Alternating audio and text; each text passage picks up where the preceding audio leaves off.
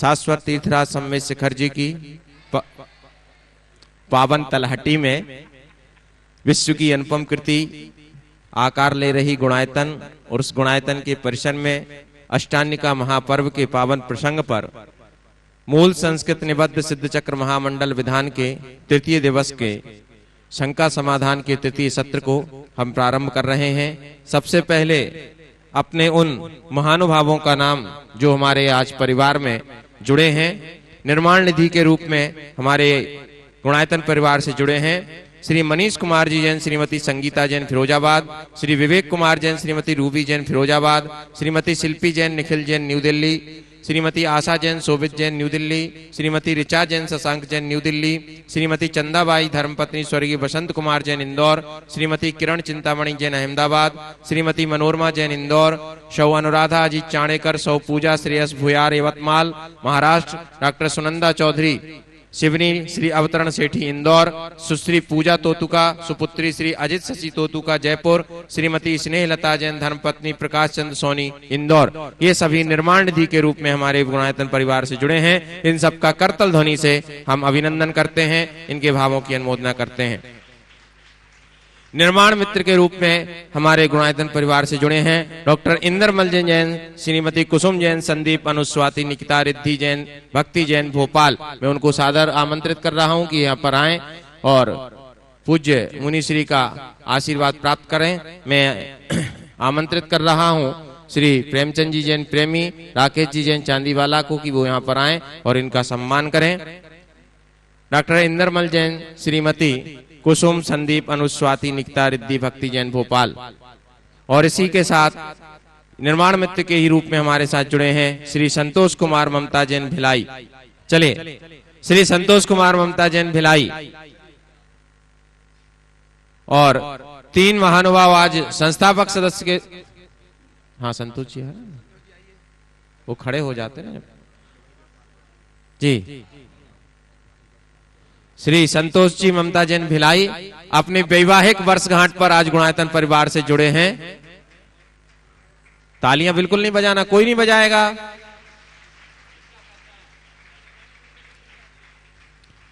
संस्थापक सदस्य के रूप में हमारे परिवार से जुड़े हैं श्री मंगत राय जैन, श्रीमती अनिता जैन, अंकुर जैन, भावना जैन, अंकित जैन रोहतक।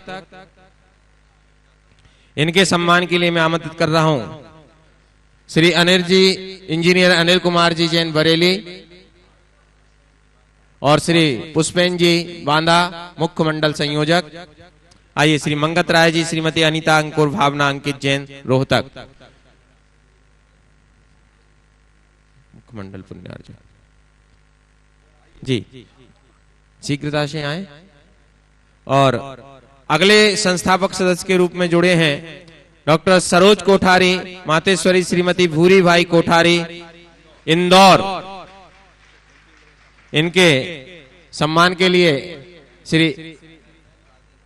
श्री एनएल जैन साहब कोषाध्यक्ष गुणायतन और श्री राजेंद्र जी जैन गन्नौर शिरोमणि संरक्षक गुणायतन, मंडल पुण्यार्जक हैं, मंडल क्रमांक 7।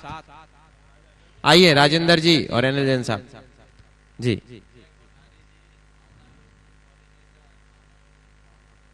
डॉक्टर सरोज कोठारी जी भावना योग की कोऑर्डिनेटर हैं और भावना योग के प्रचार प्रसार में निरंतर हैं और मनोविज्ञान की जो हैं ये प्रोफेसर हैं। एक बार जोरदार करतल ध्वनि से भावना योग पर। और एक आपको बता दें, साइकोलॉजी के मनोविज्ञान के अंतर्गत भावना योग पर इनके निर्देशन में पीएचडी भी हो रही है। जोरदार करतल ध्वनि से। हाँ, और इन्होंने जो अभी इंदौर से ट्रेन आई 1251 यात्री आए। सरोज जी 1 मिनट इधर आ, इनके विषय में मुझे कहना पड़ेगा। ये सरोज जी भावना योग से बहुत अच्छे से जुड़ी हैं। साइकोलॉजी की प्रोफेसर होने के साथ साथ ये पूरी तरह से समर्पित और पिछले 4 वर्षों से भावना योग के प्रचार प्रसार में बहुत महत्वपूर्ण योगदान दे रही है और अपने निर्देशन में ये भावना योग पर पीएचडी भी करा रही है। एक बार इसका अभिनंदन जरूर होना चाहिए इस अर्थ में बहुत। और अभी ट्रेन में जो कल मैंने चर्चा की थी, वहाँ रास्ते में सबकी भावना योग करा कर लेके आई हैं। बहुत बहुत आशीर्वाद। और आज गुणायतन के संस्थापक सदस्य बनकर अपने आप को पूरी तरह पंजीकृत कर लिया। बहुत सुंदर। हाँ जी, हाँ, अगला। हाँ, नहीं क्या अगला। इसके पश्चात मैं आमंत्रित कर रहा हूं श्री अभय कुमार, सुधीश कुमार, अनूप, अमित, अवनीश, अश्वित, आकाश, अनमोल, हर्ष, यश, जस, बनगांव वाला परिवार, वर्धमान, तारलाभर, तमोह। इन्होंने गुणायतन में निर्मित हो रहे सहस्कूट जिनालय में बड़ी मूर्ति स्थापित करने का सौभाग्य प्राप्त किया है। गुणायतन ट्रस्टी हैं और कुंडलपुर में संपन्न हुए ऐतिहासिक कार्यक्रम में इन्हें महोत्सव में इन्होंने समिति में सक्रिय भूमिका निभा करके अपना गुरु भक्ति का परिचय दिया। आज यहाँ पर है, मैं उनको सम्मान सहित आमंत्रित कर रहा हूँ। इनके सम्मान के लिए मैं आमंत्रित कर रहा हूँ श्री MP अजमेरा साहब और देवेंद्र अजमेरा जी, चलिए, और नरेंद्र जी सेठी गया, गुणायतन ट्रस्टी हैं। इन्होंने एक बड़ी प्रतिमा दी है, बड़ी तालियां बनती चाहिए। हाँ, इन्होंने प्रतिमा तो देखिए एक बार दी है, हमने जितनी बार ताली बजाई उतनी बार अनुमोदना हम कर लेंगे। महावीर प्रसाद जैन द्वारा स्थापित कॉलेज सरिया से आया हूँ। मेरा नाम चंदन मंडल है। मेरा प्रश्न आपसे है कि धर्म, कर्म ही धर्म कैसे है, इसके बारे में थोड़ा व्याख्या करें। बहुत अच्छा सवाल किया है। आज आप सब लोग सम्मेद शिखर दर्शन बंधन के भाव से आए। निश्चित ये भाव आप सबके हृदय के धर्म भाव को दर्शाता है। और आपने पूछा है कर्म ही धर्म कैसे बन जाए, है ना। जो मनुष्य पवित्रता के साथ अपने कर्म करता है तो उसके जीवन में धर्म जुड़ता है। और अगर मुझसे पूछो धर्म की व्यवहारिक व्याख्या क्या है, तो मैं कहूँगा कर्म की पवित्रता ही धर्म है। समझ गए? अपने कर्म में पवित्रता लाओ। हमारा मन, हमारी वाणी, हमारा व्यवहार ये सब पवित्र हो तो समझ लो हम धर्म ही कर रहे हैं। समझ गए? सत्कर्म करो, खटकर्म नहीं। सत्कर्म धर्म है और खटकर्म अधर्म है। तो खटकर्म से सत्कर्म की ओर जाने का एक ही रास्ता है, आधार है, वह है पवित्रता। चलिए अगला। चलिए अगले एक और हैं, छात्रा हैं श्रेया बनर्जी सरिया कॉलेज से, वो भी अपना प्रश्न रखना चाहती हैं। नमस्ते गुरुजी, नमस्ते गुरुजी, नमस्ते Guruji. Myself Shreya Banerjee and these are my friends and they are my professors. Sir, we are from Saria College, Saria, District Giridih, Jharkhand. The founder of our college was late Mahabir Lal Shetty, sir. Sir, we feel very blessed to be in front of you. Sir, we want to ask you a question that how to get concentrate in study or focused in our study as we get very easily distracted. Guruji, can you please tell us? Thank you. बहुत बहुत सुंदर बात आपने पूछी है। सबसे पहले तो मैं एक बार जिन महावीर प्रसाद जी सेठी का उल्लेख इन्होंने किया, वो हमारे समाज के एक बहुत बड़े स्तंभ थे, बड़े समाज सेवी थे। इस पूरे क्षेत्र के लिए उन्होंने बहुत कुछ किया। सम्मेद शिखर के लिए तो उनका रोम रोम अर्पित था और गुणायतन के संस्थापकों में भी उनका ऊपर स्थान जाता है। वे शुरू से गुणायतन के निर्देशक रहे। आज वे यहाँ नहीं हैं, लेकिन उनके द्वारा बोए गए पेड़ आज अपना फल प्रदान कर रहे हैं। निश्चित ये उनके जीवन का एक बहुत बड़ा सुकृत है और लोगों के लिए एक उदाहरण भी है कि हम अपने जीवन में कितना कमाते हैं, जोड़ते हैं, सब छोड़ कर जाते हैं, लेकिन जो अच्छा काम करते हैं वो हमारे लिए स्थायी स्मृति दिलाता है, सबके स्मृति का आधार बनाता है, वही शेष रह जाता है। लोगों को इससे प्रेरणा लेनी चाहिए। अब मैं उत्तर पे आता हूँ। इन्होंने पूछा है कि हम अपनी स्टडी में फोकस कैसे करें, कंसंट्रेशन कैसे लाएं। प्रायः स्टूडेंट्स के साथ ऐसा हो जाता है कि उनका चित्त बढ़ जाता है। 4 बातें मैं तुम जैसे स्टूडेंट्स को सामने रख करके कहना चाहूँगा कि जब भी हम कोई काम करें तो सबसे पहले अपने लक्ष्य को सामने रखें। जिस मनुष्य का चित्त उसके लक्ष्य से बंध जाता है, उसका चित्त इधर उधर नहीं भागता। हमें अर्जुन बनना चाहिए हर पल। मुझे क्या करना है, केवल वह उसकी धुन हो। मुझे पढ़ाई करना है तो पढ़ाई करना है, मुझे कॉम्पिटिटिव एग्ज़ाम में जाना है तो कॉम्पिटिटिव एग्ज़ाम में जाना है, मुझे सीए करना है तो सीए करना है, मुझे आईएएस बनना है तो आईएएस बनना है। जो मेरा लक्ष्य है हर पल वो हमारे सामने होना चाहिए। हमारे साथ गलती क्या होती है कि हम एक साथ अनेक तरफ चित्त बांट देते हैं, और जिसका चित्त पहले से ही बट जाता है वो कभी स्थिरता नहीं रख पाता। तो सबसे पहले हम जो भी करें एक लक्ष्य बना करके चले, वो लक्ष्य सुनिश्चित कर दें कि इतना तो मुझे करना ही है, यही करना है, एक बात। दूसरी बात, जब हम पढ़ने के लिए बैठें तो एक तय करके चले कि इतना चैप्टर पढ़ करके उठना है, इतनी देर तक पढ़ना है, ये चैप्टर पूरा जब तक नहीं होगा मैं अपना स्थान नहीं छोड़ूंगा।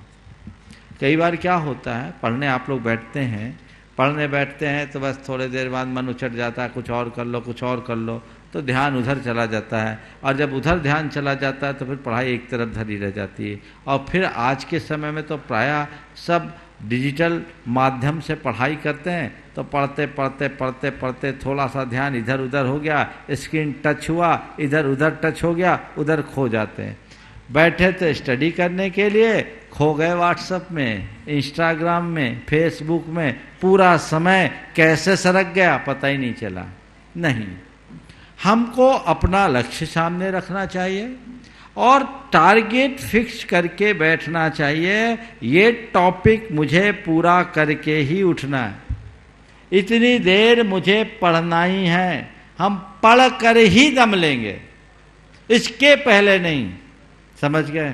तो ये चीज़ आपके लिए बहुत अच्छा कंसंट्रेशन देगा। दूसरी बात, जब हम पढ़ें तो पेज पलटने से पहले, बल्कि मैं कहूँगा पढ़ें नहीं, स्कैन करें। क्या करें? स्कैन करें। मैंने आज तक किसी भी विषय को याद नहीं किया। ये बात और है कि मुझे बहुत सारी बातें याद है। मैं जितना पढ़ता हूँ, याद नहीं करता, पढ़ता क्या हूँ उसको स्कैन करता हूँ, और एक बार माइंड में स्कैन होने के बाद उसको सेव भी कर लेता हूँ, और उसकी मेंटल फाइलिंग ऐसी करता हूँ कि जब चाहता हूँ तभी वो फाइल खुलती है, और जिस फाइल को खोलना चाहता हूँ वही खुलती है।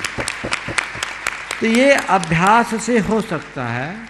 पढ़ो मत, स्कैन करो। स्कैन करने का मतलब ये है, जब आप पढ़ रहे हैं तो पन्ना पलटने से पहले देखो कि यहाँ कहा क्या जा रहा है, क्या कहा जा रहा है, उसका सार क्या है, उसके पूरे सार को आप अपने माइंड में सेव करो।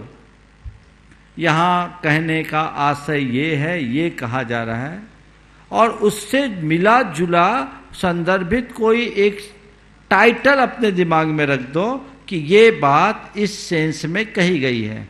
टाइटल आपका अपना ओरिजिन है, वो आपको याद रहेगा, तो फिर उससे रिलेटेड सब्जेक्ट भी आपको याद रहेगा।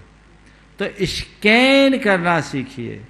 पन्ना तभी पलटिए जब उसका सार आपके पास हो, और मान लीजिए आपने 1 घंटे में 15-20 पेज पढ़े हैं, तो पूरे टॉपिक के बाद उसका निचोड़ क्या है उस पर कुछ देर के लिए सोचिए, और उसके सार को अपने नोटबुक में लिख दीजिए। आपको कभी सोचना नहीं पड़ेगा अपने पढ़े हुए विषय के लिए, वो हमेशा आपके माइंड में प्रेजेंट रहेगा। अब जब चाहेंगे तब लिख सकते हैं। ये तीसरी बात। और चौथी बात, नियमित ओंकार की नाद कीजिए। गहरी श्वास भरकर कम से कम 9 बार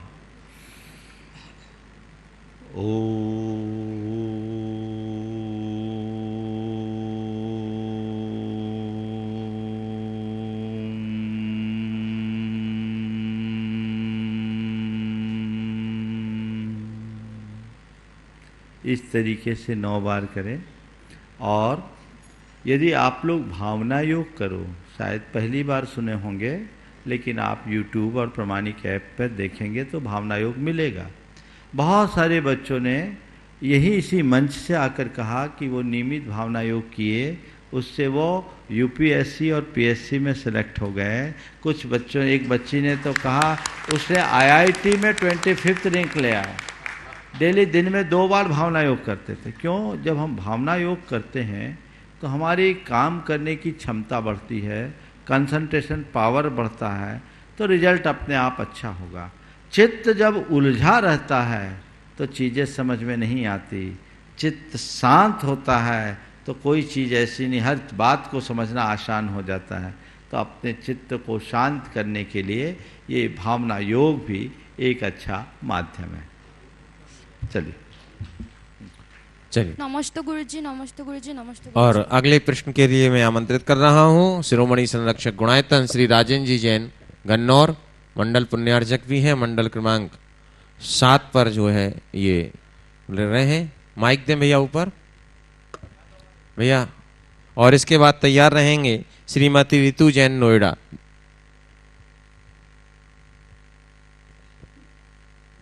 महाराज जी नमस्ते। मेरी शंका है कि आजकल कुछ कमेटियां आहार दान के नाम पे दान ले रही हैं, यह कहाँ तक उचित है और इसमें श्रावकों का क्या कर्तव्य है? देखिए, मैंने पहले भी अनेक बार कहा है, आहार दान होता है, रुपयों पैसों का दान आहार दान नहीं होता। पर प्रायः लोग रुपया पैसा देना चाहते हैं तो आती हुई लक्ष्मी सबको अच्छी लगती है, कमेटी वाले भी ले लेते हैं। पर उन्हें ये नहीं समझ में आता कि ऐसा करके वो कितना गलत काम कर रहे हैं। आप कहीं किसी से आहार दान के लिए रुपया लेते हो, पहली बात तो चंदा से साधु का आहार होता नहीं। रुपया तो आपने ले लिया, साधु का आहार कराया क्या? अब उस रुपये का क्या किया? पाप के भागी बनोगे। तो सभी कमेटियों से मैं कहूँगा कि आहार दान के नाम पर रुपया मत लो। और आपको मैं एक बात सुनाना चाहूँगा। मैं ब्रह्मचारी था, गंज वासोदा की बात है, गजरत महोत्सव हो रहा था। एक संभ्रांत से सज्जन आए, वो 100 के नोट निकाल कर मेरी तरफ दिखाते हुए कहा कि भैया ब्रह्मचारी जी, मुझे आहार दान में कुछ रुपए देने हैं, आप ले लो। तो ब्रह्मचारी बनने के बाद रुपयों पैसों से मेरा कोई सरोकार ही नहीं था। पर मैंने सोचा कि कहीं और लगवाना हो, तो मैंने कहा ठहर जाइए, मैं पूछ के बताता हूँ। मैं दरवाजे पे था, आचार्य महाराज अंदर बैठे थे, उनने मेरी वार्ता सुन ली थी। मैंने अंदर जाके गुरुदेव को नमस्कार कर कहा, गुरुदेव बाहर एक सज्जन खड़े हैं और वे आहार दान में कुछ राशि देना चाहते हैं, क्या करूं? उन्होंने जो जवाब दिया वो ध्यान देने की लायक है। उन्होंने कहा, जाओ उनसे कह दो आहार दान देना है तो 10 बजे सोले के कपड़े पहन कर आ जाए, रुपये पैसा खाए नहीं जाते। आहार दान ये है, समझ गए? तो रुपयों का दान आहार दान में नहीं होता। और यहां तो जितने भी चौके लगाने वाले सबका इंडिविजुअल चौका है, तो आहार दान के लिए चंदा क्यों? जरूरत ही नहीं। हाँ, यदि कोई दान देना चाहता है, आपका व्रती आहारशाला आपकी चलती है, आप व्रती भोजनशाला के लिए दान ले सकते हो।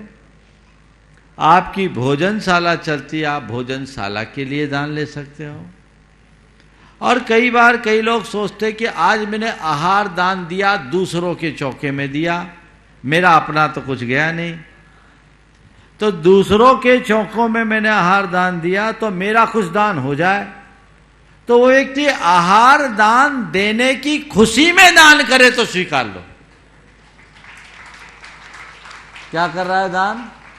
मेरे हाथ से आज आहार दान हुआ, अब महाराज के लिए तो कोई रुपया लगेगा नहीं, लेकिन इस खुशी में मैं कोई अच्छे कार्य के लिए दान दे रहा हूं तो वो स्वीकार है।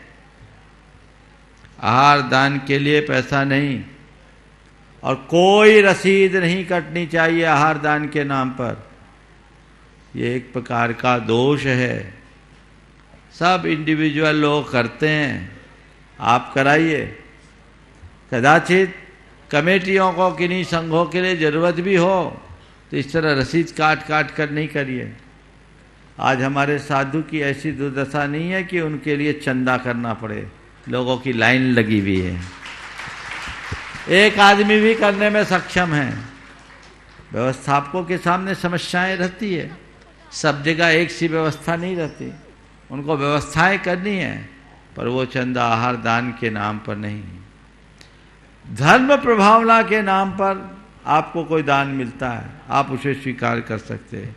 भोजनशालाएं, व्रती आहारशाला आदि है, उनके लिए आपको दान मिलता है, जरूर कर सकते हैं। और मैं आप लोगों को कहूंगा, किसी भी तीर्थ क्षेत्र में जाओ, किसी भी धर्म स्थान में जाओ, यदि आप भोजन करते हो तो भोजन के मद में कुछ दान जरूर दो। और जितने का भोजन कर रहे हो उससे ज्यादा दो, ताकि उसमें वही पैसा लगे और उसका लाभ उन लोगों को भी मिल जाए जो अपने जेब से देने में सक्षम नहीं है। ये उदारता होनी चाहिए। और भोजन आदि की व्यवस्था में भी मंदिर का रुपया नहीं लगना चाहिए, वो अलग से कलेक्ट होना चाहिए। क्योंकि देव द्रव्य का उपभोग प्रत्यक्ष या अप्रत्यक्ष रूप से हो तो पाप है। अब आप कहोगे महाराज हम लोग यहां विधान में आए, कमेटी का भोजन कर रहे हैं तो हमें तो निर्मल का दोष नहीं लगेगा, है ना? नहीं लगेगा। क्यों नहीं लगेगा? तुमसे फुल पैकेज ले लिया गया है। तुमसे जो लिया गया है वो किसके लिए लिया गया है? ये दान नहीं लिया है, ये व्यवस्था राशि ली गई है। इसमें तुम्हारे रहने के, खाने के, कपड़ों के, लत्तों के सब खर्चे इंक्लूड हैं। अभी ये निर्माल्य नहीं, इसके बाद हिसाब किताब करके जब बच जाए, सरेंडर हो जाए, वो देव द्रव्य हो गया। तो धार्मिक आयोजनों में कमेटियों के सामने दुविधा होती है, अलग अलग कितने मद में पैसा इकट्ठा करें। तो उसके लिए आप उनसे, लोगों से लीजिए, ताकि वे देव द्रव्य के उपभोग के पाप से बच सके। ये व्यवस्था होनी चाहिए। और ऐसे कार्यों में सदैव उदारता का परिचय देना चाहिए। बहुत अच्छी बात पर आपने ध्यान आकृष्ट किया है। प्रायः देश में हर जगह लोग इसी तरह का प्रमाद कर लेते हैं और उस प्रमाद के कारण कई प्रकार की कुरीतियां प्रकट हो जाती है। ये उचित नहीं है, हमें इनसे बचना चाहिए। सभी धार्मिक संस्थाओं के प्रमुखों से मेरा ये कहना है, ऐसा मत करो। और आप सबसे भी मेरा कहना है, आप भी आहार दान में ऐसा पैसा मत दो। अब महाराज जी फिर हम तो आहार दान दे ही नहीं पाएंगे। क्यों नहीं दे पाएंगे? आइए ना, चौका लगाइए, जी भर करके दे दीजिए।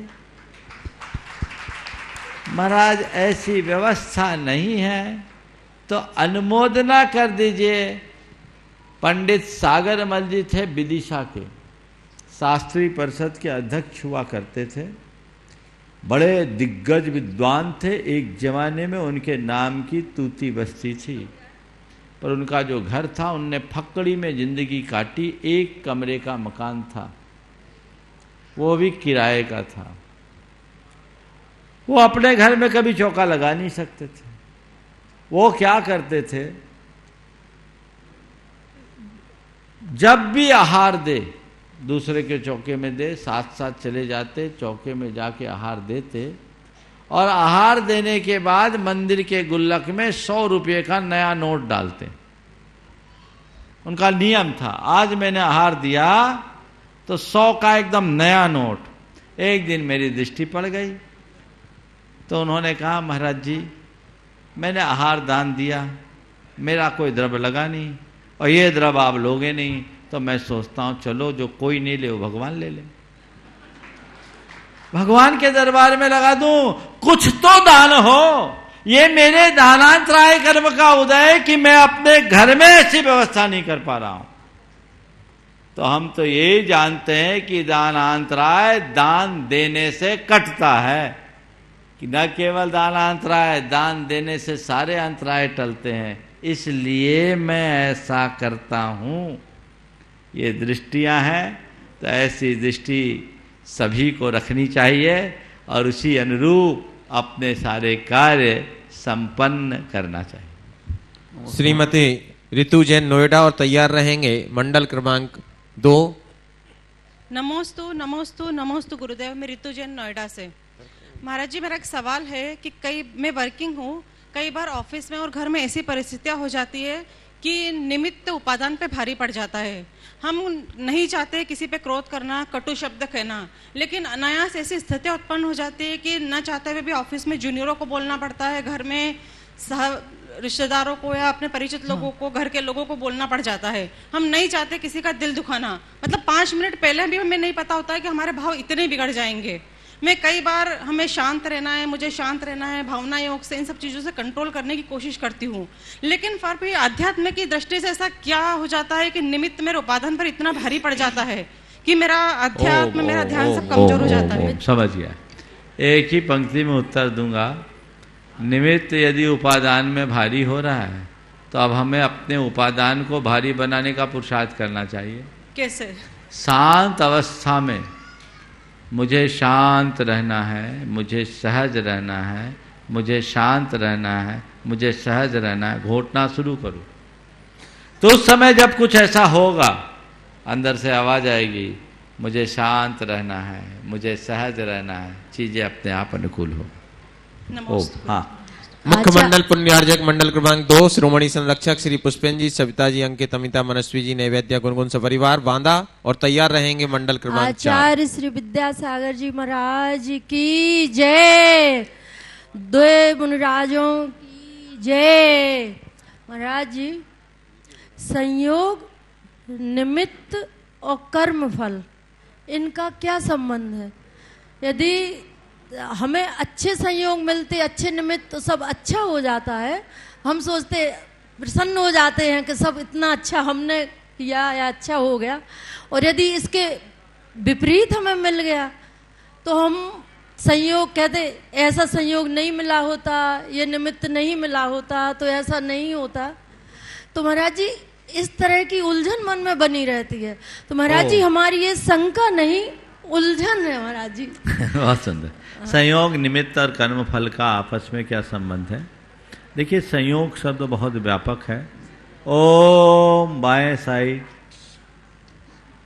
साइलेंट मोड में है ना। संयोग शब्द 2 संदर्भ में है।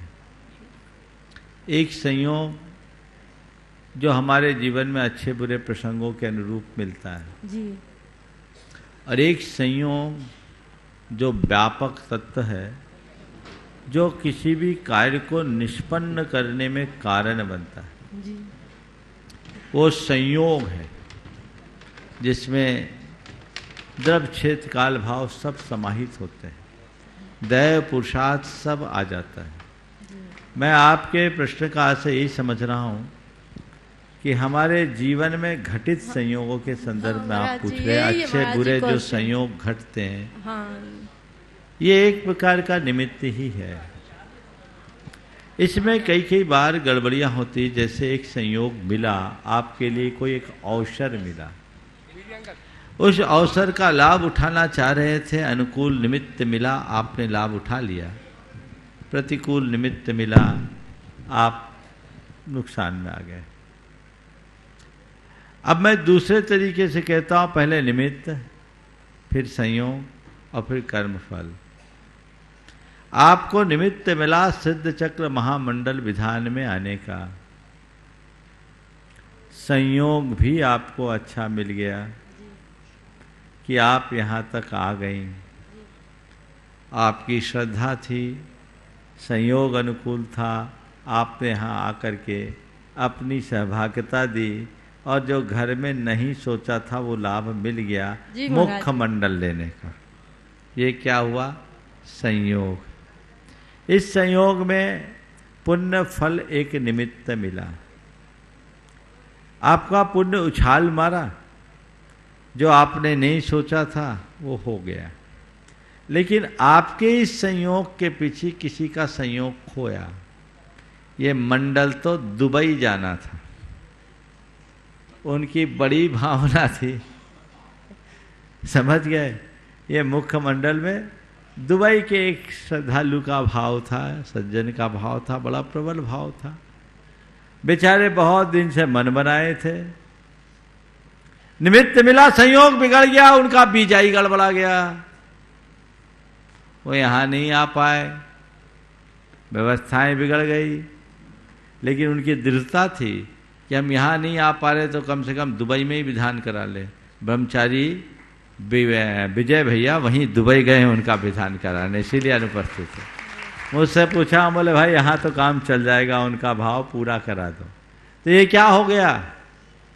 संयोग बदलने से खेल बदल जाता है, समझ गए? तो निमित्त और संयोग है, कर्मफल है, इन सब का संबंध है, एक दूसरे के साथ जुड़ते हैं तो काम होता है। अब हम क्या करें? अच्छे निमित्तों का आलम्बन लें, बुरे निमित्तों से बचें, और उसके बाद भी ऐसा कुछ हो जाए, मन विचलित होने लगे, इसे संयोग मान ले और अपने जीवन की गाड़ी को आगे बढ़ा।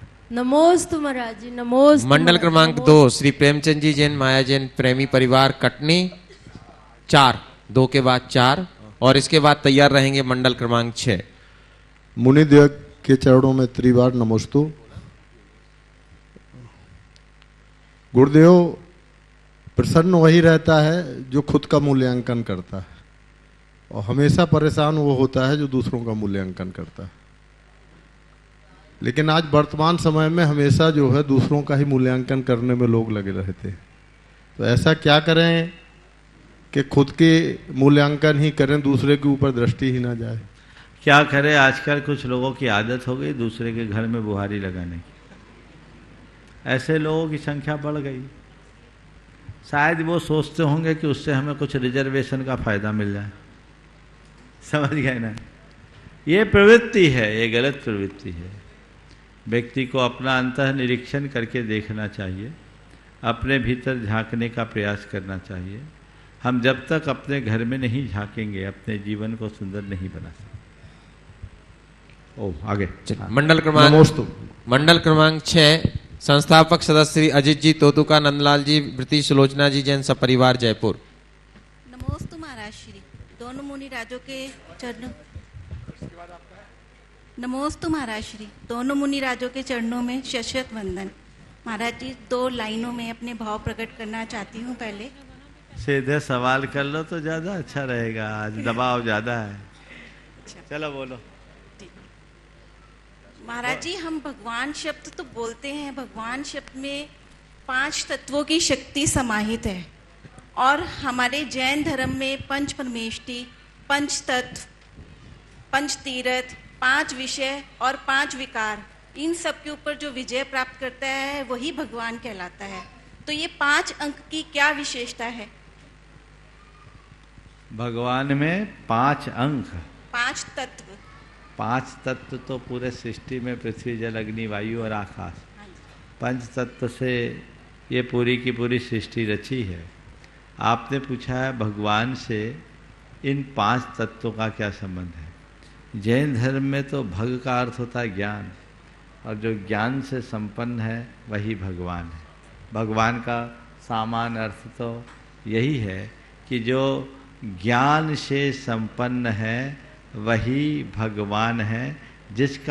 जिसने पूर्ण ज्ञान को प्राप्त कर लिया वह भगवान है। समझ गए? अब पंच तत्व व्यापकता का प्रतीक है। आपने पूछा भगवान से पंच तत्वों का क्या संबंध है। यदि मुझसे पूछो तो मैं तो दूसरे अर्थ में कहूँगा कि जो पंच तत्वों से मुक्त होता है वही भगवान होता है, क्योंकि पंच तत्व तो हमें संसार में अटकाता है। ये पंच तत्व आत्मा के नहीं, शरीर के हैं, ये भौतिक है। भगवान भौतिक स्वरूप नहीं है, भगवान मूर्त स्वरूप नहीं है, वह चैतन्य स्वरूप है। उसका हमारी आत्मा से सीधा संबंध है।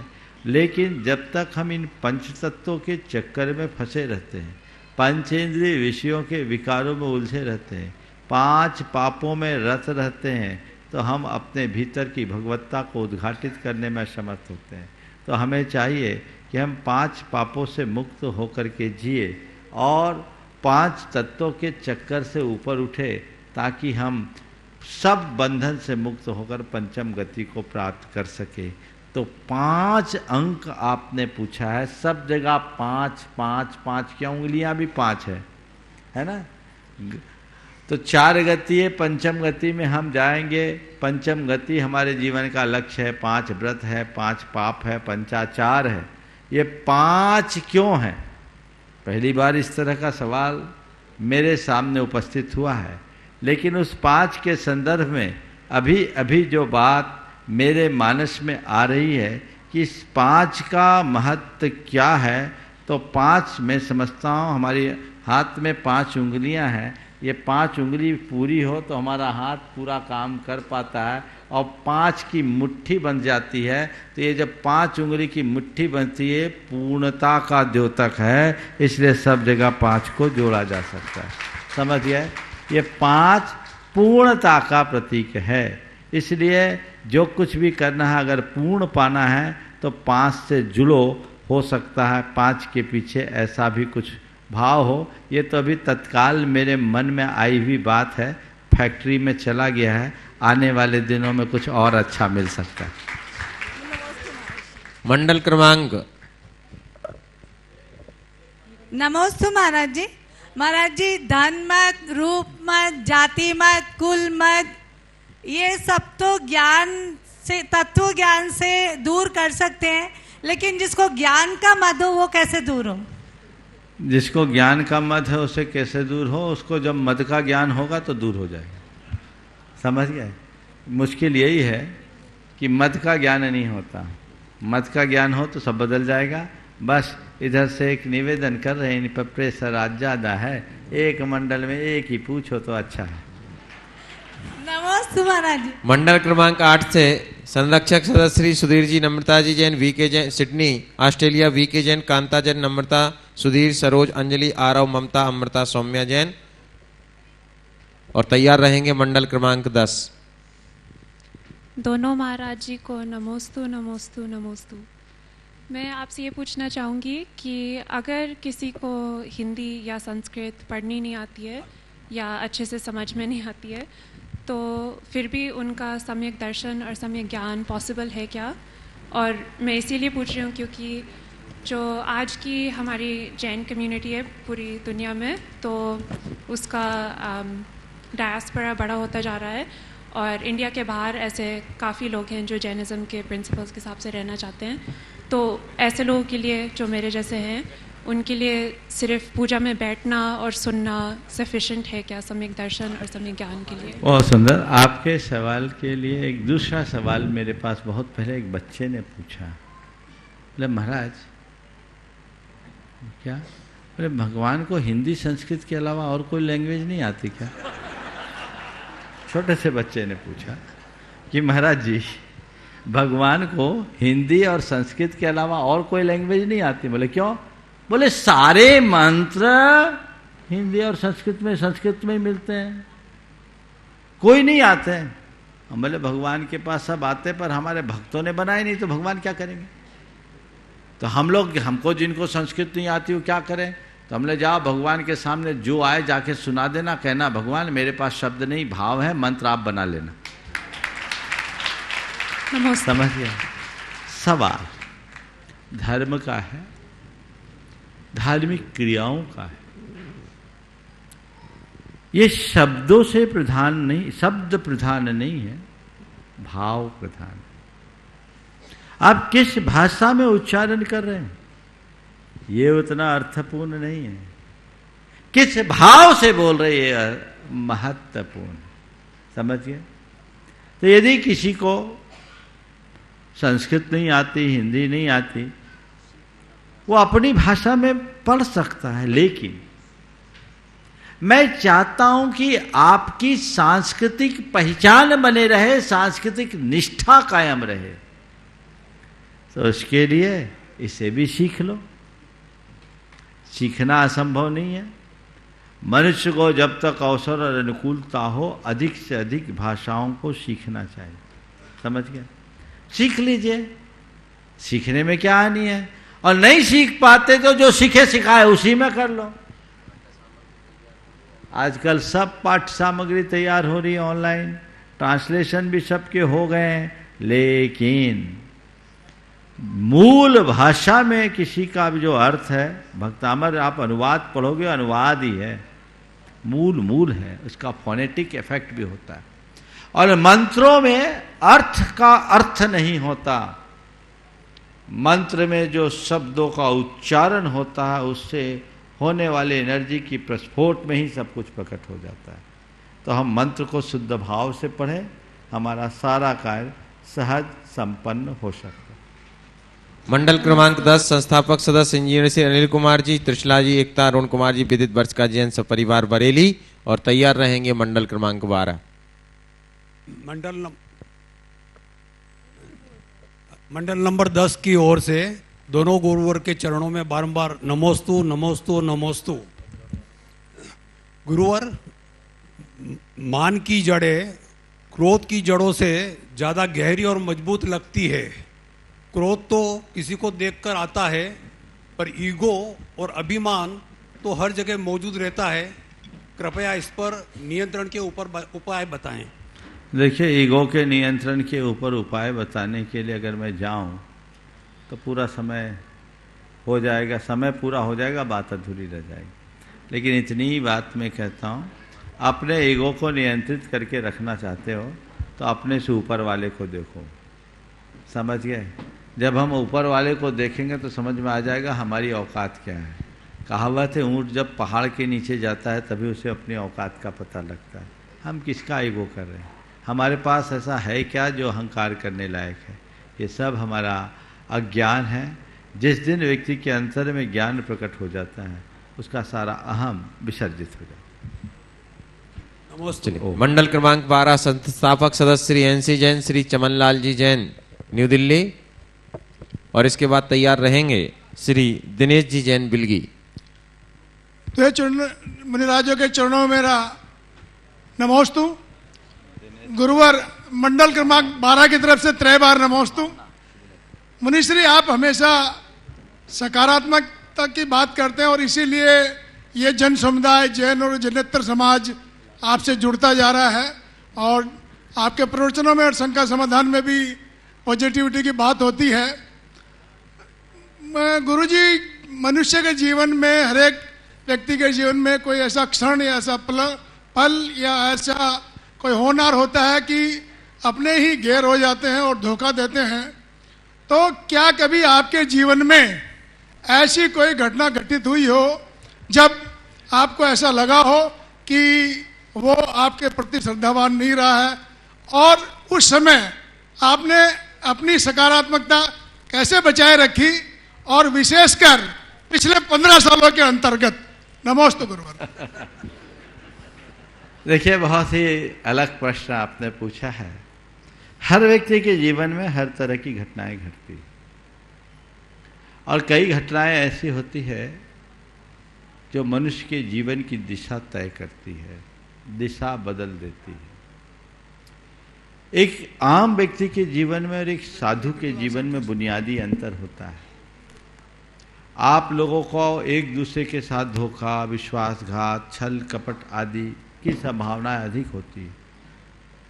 साधु जीवन में इस तरह की बातें सीधे तौर पर बहुत कम आती है, और अगर कदाचित आई जो इनसे प्रभावित हो गया वो उलझ जाते हैं।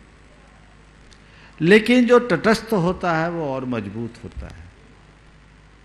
मेरे साथ घटनाएं हुई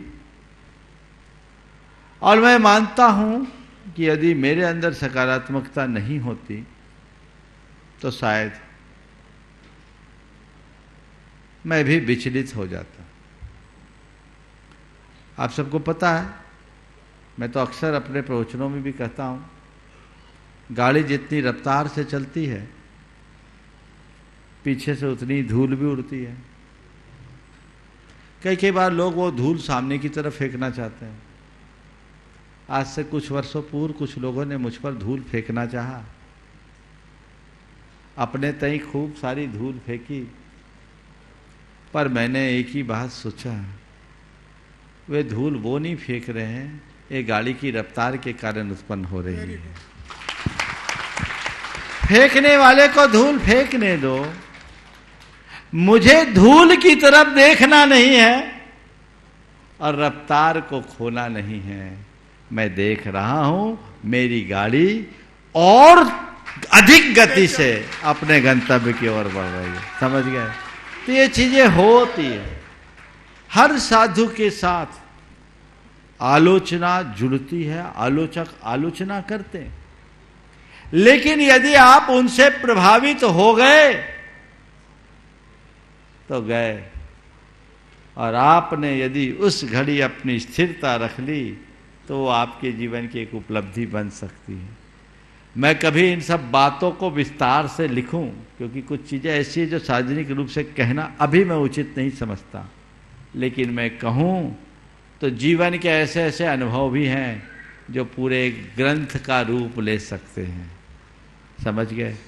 बस एक वाक्य मैं अपने जीवन के संदेश के रूप में आप सबसे कहना चाहूँगा, जीवन में कभी भी कुछ भी घटे विचलित मत हो। कितनी भी बड़ी चुनौती आए घबराओ मत, उसे चुनौती के रूप में स्वीकार करो और अपनी कुशलता से उपलब्धि में बदल डालो। यही तुम्हारे जीवन की कामयाबी का आधार। श्री दिनेश जी, भावना जी जैन बिलगी, और इसके बाद तैयार रहेंगे इंदौर से आई हुई जो यात्री हैं उनके प्रतिनिधि सकल दिगंबर जैन समाज युवा महिला प्रकोष्ठ इंदौर से श्री राहुल सेठी जी और उनकी पूरी टीम।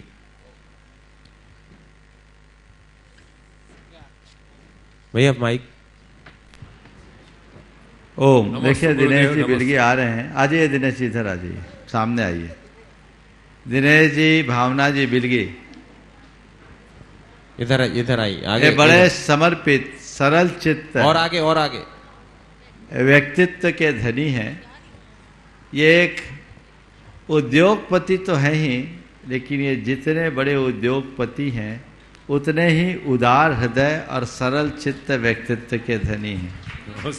ये जब मेरे पास पहली बार आए थे तब मैं आष्टा में था और आए इसी भाव से थे कि गुरुदेव मुझे आपसे जुड़ना है, और ऐसे जुड़े कि खुद तो जुड़े ही पीढ़ियों को जोड़ गए, ये शिरोमणि संरक्षक बने। अभी यहाँ आए बिना ही चातुर्मास का प्रथम कलश रखा, ध्वजारोहण भी इन्होंने कल किया, वही इस विधान का किया, और आज उन्होंने एक बहुत बड़ा संकल्प मेरे समक्ष दिया है, उसकी जितनी सराहना की जाए वो कम है। और ऐसे लोगों से ही इस तरह की परियोजना को पूर्ण किया जा सकता है, जो खुद आगे से आगे आकर के कार्य करते हैं। हमें ऐसे व्यक्ति का तहे दिल से स्वागत करना चाहिए।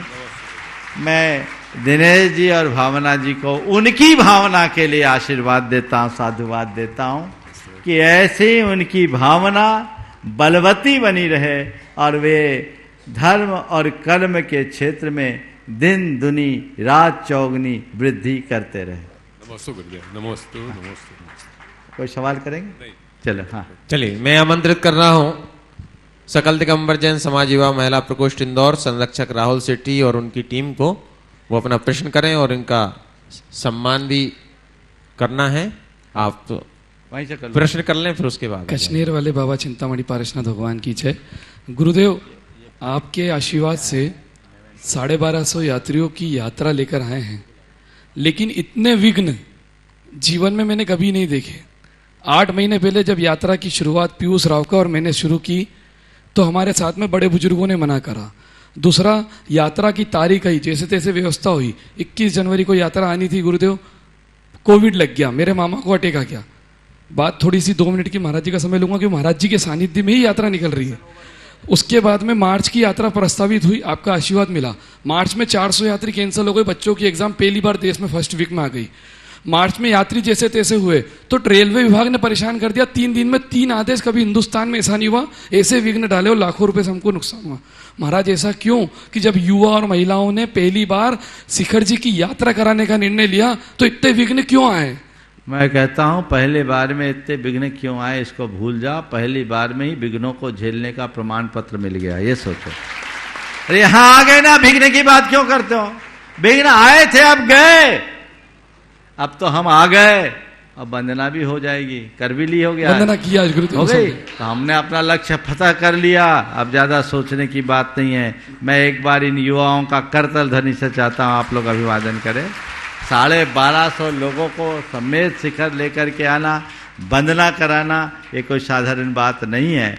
मैं आशीर्वाद देता हूं कि अगली बार इससे ज्यादा विघ्न के लिए तैयार रहना। महाराज जी हम झुकेंगे नहीं, बिल्कुल हमारा लक्ष्य नहीं, इस बार कुछ भी लक्ष्य निर्बाध गति से चलेगा। हमारे ऊपर गुरुदेव का ऐसा आशीर्वाद है, बिल्कुल। जब 350 की यात्रा लाए थे तब 1250 का आशीर्वाद दिया था और अब 1250 फिर आ गए दूसरी बार। और महाराज जी आपका आशीर्वाद चाहिए और आचार्य जी का कि 2023 में 1251 फिर से इंदौर में आएंगे। चिंता मैं आशीर्वाद यही नहीं दे रहा हूं, मैं आशीर्वाद कुछ और भी देना चाहता हूं। महाराज जी अपेक्षा है, इंदौर वाले कमर कस लो, आने वाले दिनों में गुणायतन के पंच कल्याणक में तुम लोगों की सबसे सक्रिय भागीदारी भी होनी चाहिए। बोलो गुरुदेव की। पूरे के पूरे मध्य प्रदेश, बुंदेलखंड और इंदौर सबकी भागीदारी होनी चाहिए। ये तब होगी जब अपना जुड़ाव इसी तरीके से बनाए रखोगे। सारे युवा वर्ग अभी से अपनी कमर कस ले कि कुंडलपुर का महोत्सव तो हो ही गया, अब हमें गुणायतन के महोत्सव को ऐतिहासिक ढंग से संपन्न करना। गुरुदेव आपका जो आदेश होगा आप बोलेंगे, एक ट्रेन तो एक ट्रेन इंदौर से आएगी। बोलो कृष्णेर वाले बाबा की। बहुत सुंदर। चलिए, इस प्रकार आज के इस सत्र को परम पूज्य गुरुदेव के चरणों में नमन करते हुए यहीं पर विराम दे रहा हूं। बोलिए जी। और इनके सम्मान के लिए मैं आमंत्रित कर रहा हूं शिरोमणि संरक्षक श्री दिनेश जी, भावना जी जैन बिलगी, वो आए, पूरी टीम यहां पर आगे आ जाए। एक बार जोरदार कलतल ध्वनि से हम इस युवा और महिला गठबंधन जो बना है और उन्होंने ये नई इबारत लिखी है, इस इबारत के लिए और इनके हम सम्मान कर रहे हैं।